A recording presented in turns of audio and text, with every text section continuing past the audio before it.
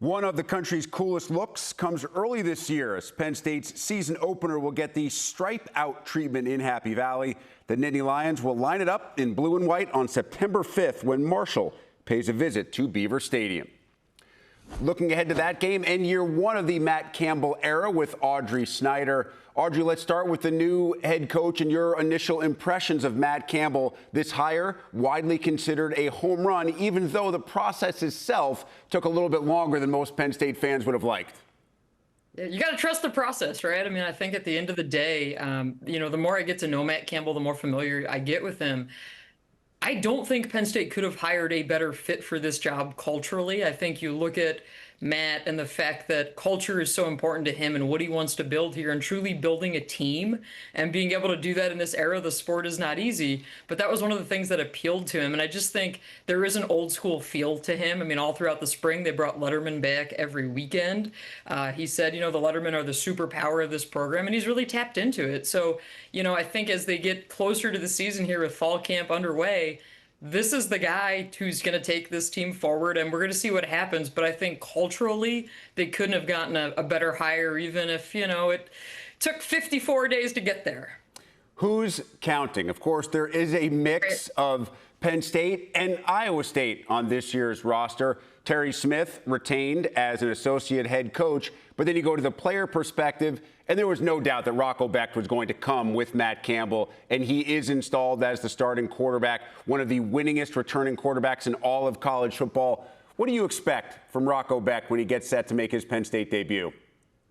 Yeah, I mean, he's healthy. And I think for him, and I had a chance to sit down with him this summer. And one of the interesting things is, we all assumed, right, like you said, that he's going to come here. There was legitimate interest in the transfer portal, as you'd expect for a returning starting quarterback. He flirted with some other ideas, but in the end, only ever visited Penn State because for 1 year, this clearly makes the most sense. Obviously, he's reunited with his offensive coordinator in Taylor Mauser. He knows these tight ends. He knows these receivers. I mean, he said it was really funny that his first weekend here for a visit, he's like, I just saw these guys and they were wearing red and black and now they're in blue and white, so it was a little bit weird for him. But the fact that Rocco is healthy, I mean, what we've seen so far this preseason, I thought he's looked good, he's looked sharp, which is what you expect. I mean, the injury that he had to play through last year, I mean, you're dealing with the labrum injury in his non-throwing arm, and then you look and then he gets that AC sprain in his throwing arm, plays the rest of the season. I mean, this was somebody who was playing through a lot of pain last year. So I think you're probably going to see a little bit more of 2024 Rocco Becht this year, or at least that's what Penn State's hoping for.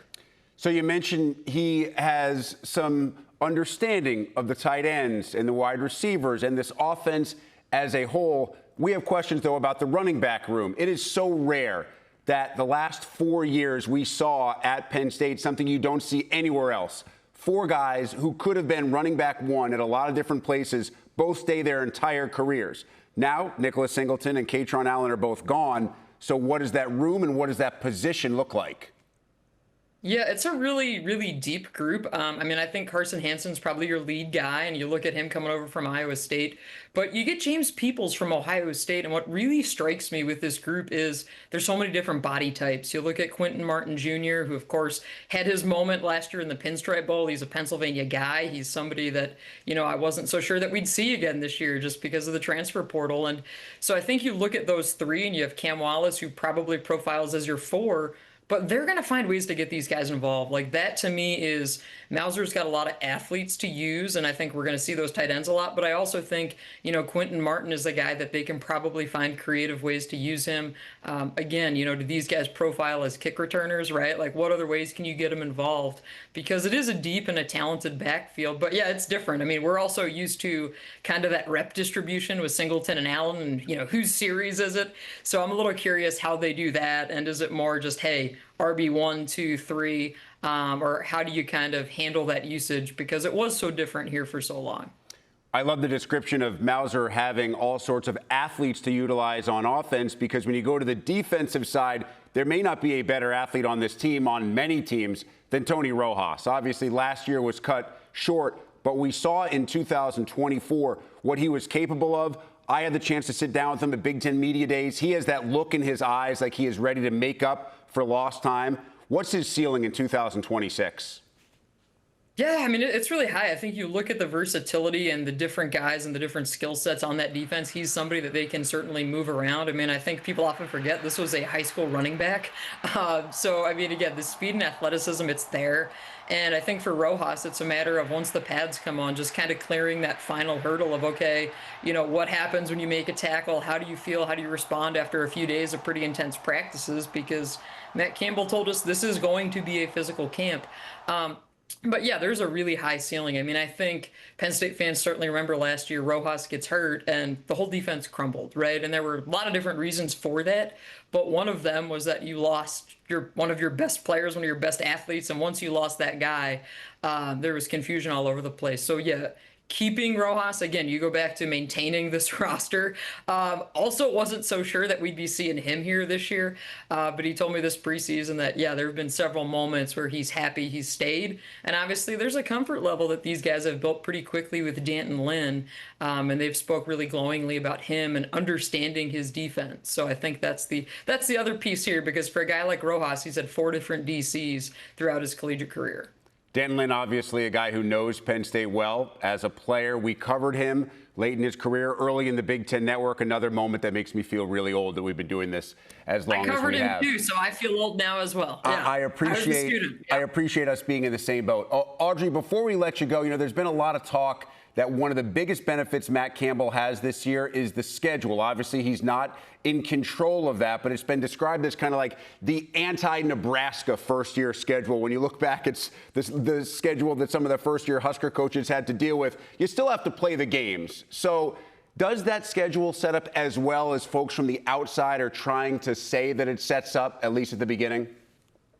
Absolutely. And I think, you look at it, and I remember there was talk last year as, do you keep James Franklin? Do you not? And this schedule was part of the conversation of, hey, do you just ride it out one more year with what looks like a favorable schedule and see what Franklin can do? I mean, the thing is, it sets up really nicely for Penn State. But the other piece of this is you don't know what you have in this team, because when you've got 40 transfers on a roster, and Matt Campbell, I think, has been really forward about this of like, we don't know how these guys are going to respond. Like, we don't know when adversity strikes what happens. So in that regard, like, you want that softer schedule. But I mean, I think when you look at it, you say, how many years are we talking about Penn State, Legends Division, Leaders Division, banging their head against the wall against Ohio State and Michigan? You know what? You don't get the big 3 this year of Ohio State, Michigan, or Oregon. Try to take advantage of it, right? Like, I think to me, that's the one. But again, I mean, how many people a few years ago or even last year were looking at it and saying, Indiana, whatever. Like, there's probably going to be a team to emerge on this schedule that we're not talking about enough. But yeah, I mean, definitely this is favorable for Penn State, and sneaky interesting. They will go to Temple in non-conference play. So we'll get a look at these guys on the road, but not too far down the road in Philadelphia. I love it. Great stuff, as always, from Audrey Snyder, even bringing us back to legends and leaders, something I did not think we would touch on today. Audrey, thanks for the time. You got it. Take care.